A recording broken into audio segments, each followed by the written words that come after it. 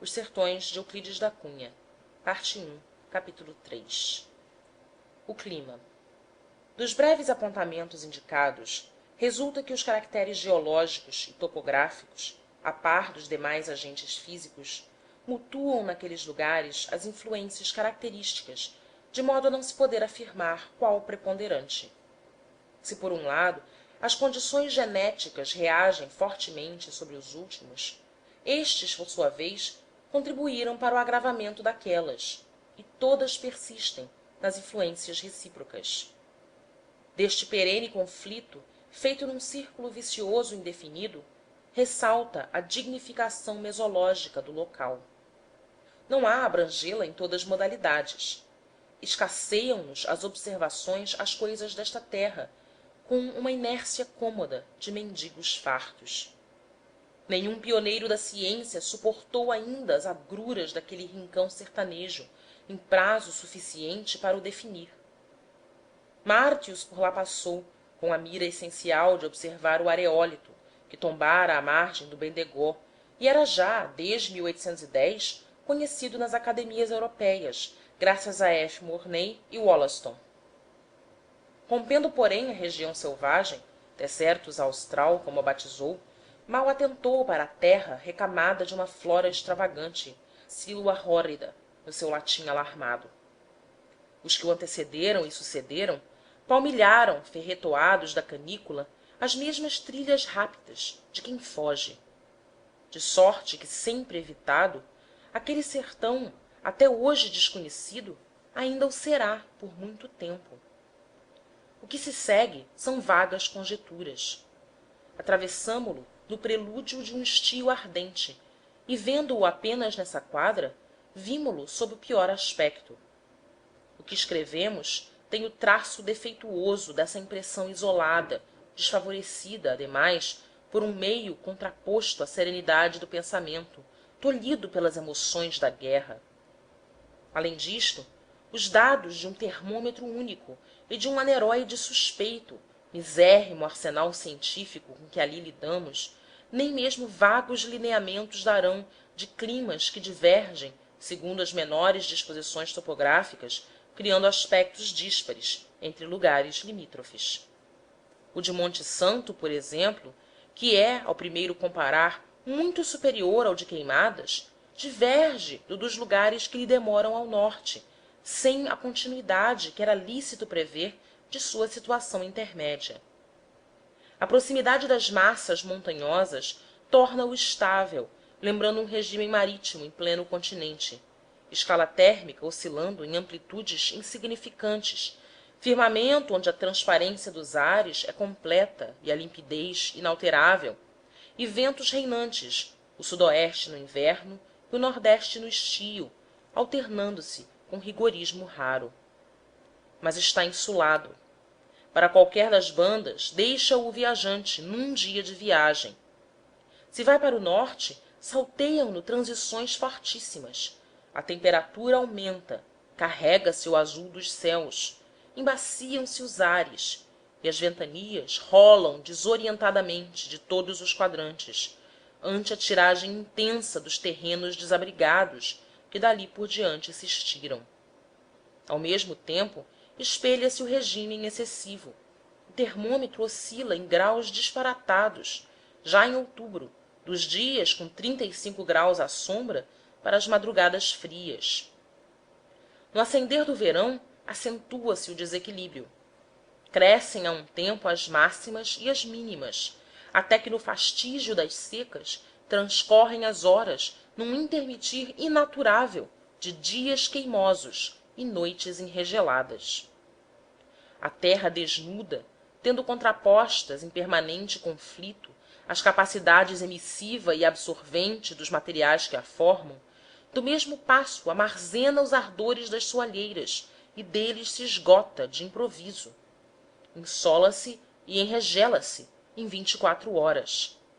Fere-a o sol e ela absorve-lhe os raios, e multiplica-os, e reflete-os, e refrata-os num reverberar ofuscante. Pelo topo dos cerros, pelo esbarrancado das encostas, incendeiam se as acendalhas da sílica fraturada, rebrilhantes, numa trama vibrátil de centelhas. A atmosfera junto ao chão vibra num ondular vivíssimo de bocas de fornalha em que se pressente visível no expandir das colunas aquecidas a efervescência dos ares. E o dia, incomparável no fulgor, fulmina a natureza silenciosa em cujo seio se abate imóvel na quietude de um longo espasmo a galhada sem folhas da flora sucumbida. Desce a noite sem crepúsculo de chofre, um salto da treva por cima de uma franja vermelha do poente, e todo este calor se perde no espaço numa irradiação intensíssima, caindo a temperatura de súbito numa queda única, assombrosa. Ocorrem, todavia, variantes cruéis. Propelidas pelo nordeste, espessas nuvens, tufando em cúmulos, pairam ao entardecer sobre as areias incendidas. Desaparece o sol e a coluna mercurial permanece imóvel, ou de preferência sobe. A noite sobrevém em fogo, a terra irradia como um sol escuro, porque se sente uma dolorosa impressão de fagulhas invisíveis, mas toda a ardência reflui sobre ela, recambiada pelas nuvens. O barômetro cai, como nas proximidades das tormentas, e mal se respira no bochorno inaturável em que toda a adustão golfada pela soalheira se concentra numa hora única da noite.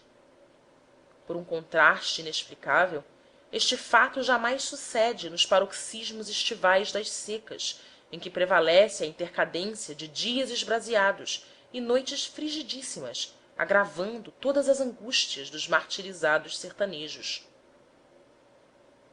Copiando o mesmo singular desequilíbrio das forças que trabalham a terra, os ventos ali chegam, em geral, turbilhonando, revoltos, em rebojos largos.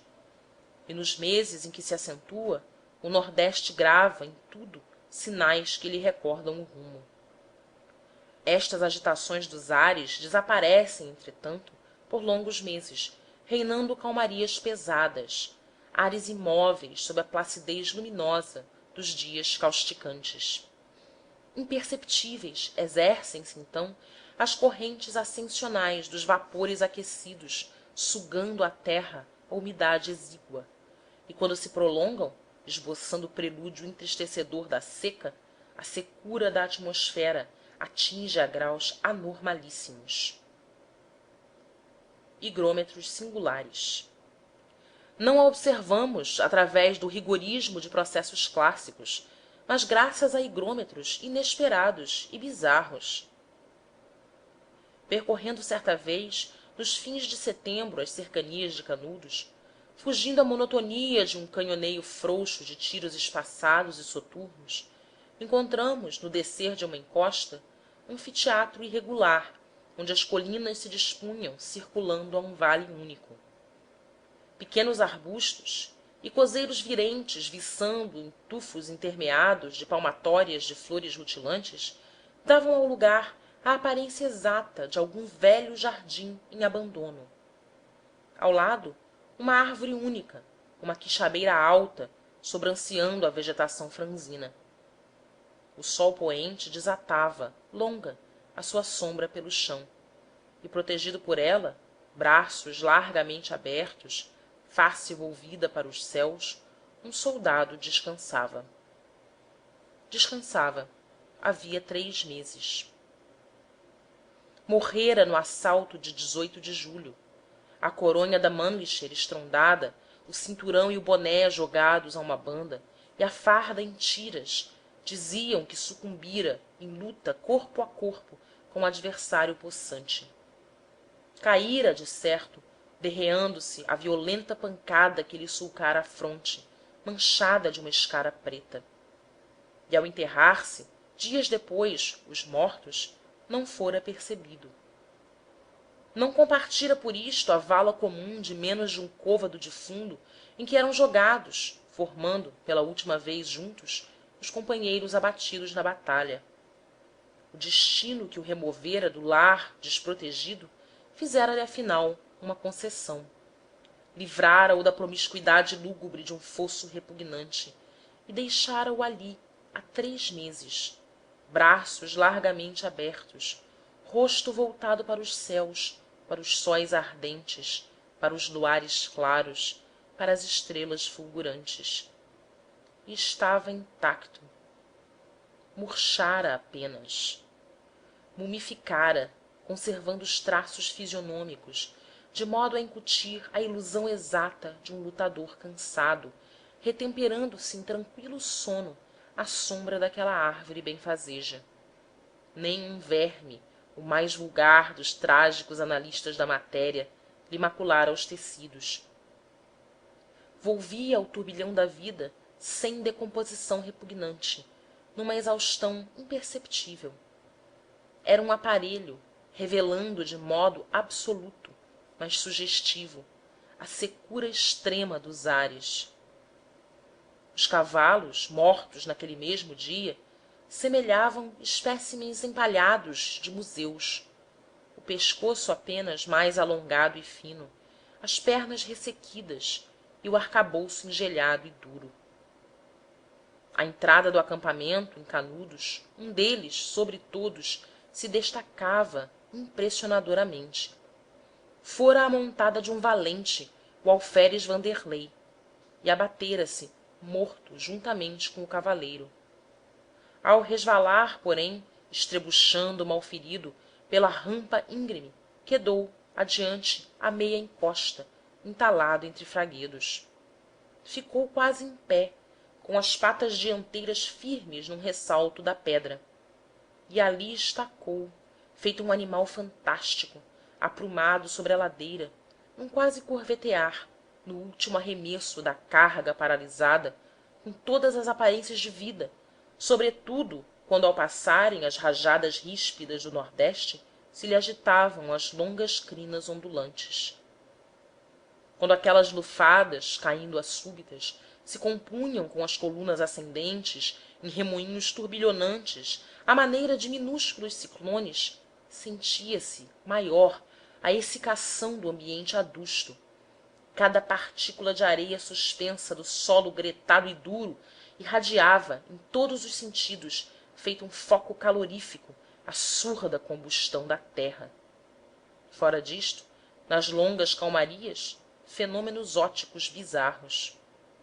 Do topo da favela, se a prumo dardejava o sol e a atmosfera estagnada imobilizava a natureza em torno, atentando-se para os descambados ao longe, não se distinguia o solo. O olhar fascinado perturbava-se no desequilíbrio das camadas desigualmente aquecidas, parecendo varar através de um prisma desmedido e intáctil, e não distinguia a base das montanhas, como que suspensas. Então, ao norte da canabrava, numa enorme expansão dos plainos perturbados, via-se um ondular estonteador, estranho palpitar de vagas longínquas, a ilusão maravilhosa de um seio de mar, largo, irisado, sobre que caísse e refrangesse e ressaltasse a luz esparsa em cintilações ofuscantes. Fim do capítulo 3.